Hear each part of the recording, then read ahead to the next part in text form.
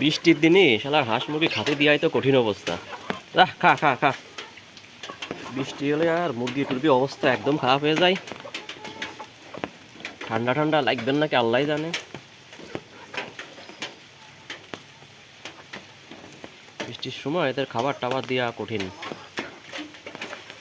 অবশ্য বৃষ্টিটা কম আছে, যার কারণে একটু ভালো হয়ে পড়ছে এখন।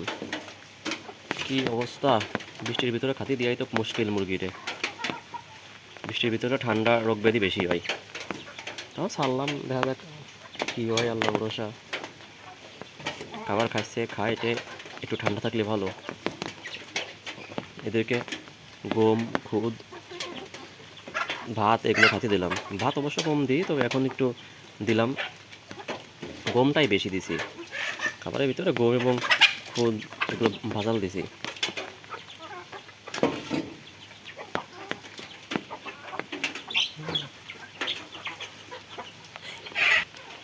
একদম সারার সাথে সাথে সবগুলো আনন্দের সাথে খাবার খাইছে, মনে তৃপ্তি নিয়ে খাবার খাইছে। খাইয়েটে এরা হচ্ছে যে নিরাপদ স্থান খুঁজবে না, সিঁড়ির তলে বা যে জায়গাটা লোকজন যায় না, বৃষ্টি হয় না, সেসব জায়গা যে বসবে না। কি সুন্দর খাবার খাই পাইছে, বাহ। মোরগটাতে কঠিন খাওয়া খাইছে মোরগে। সবাই আছে দাঁতে ধান্দায়, এ ওরে ঠোকাঠুকি করতে যায়, এ ওরে ঠোকাঠুকি করতে যায়। আর মোরগটা শুধু আছে ওর ধান্দায়, খাবার ধান্দায়। ওর মুখে কোনো সময় কামাই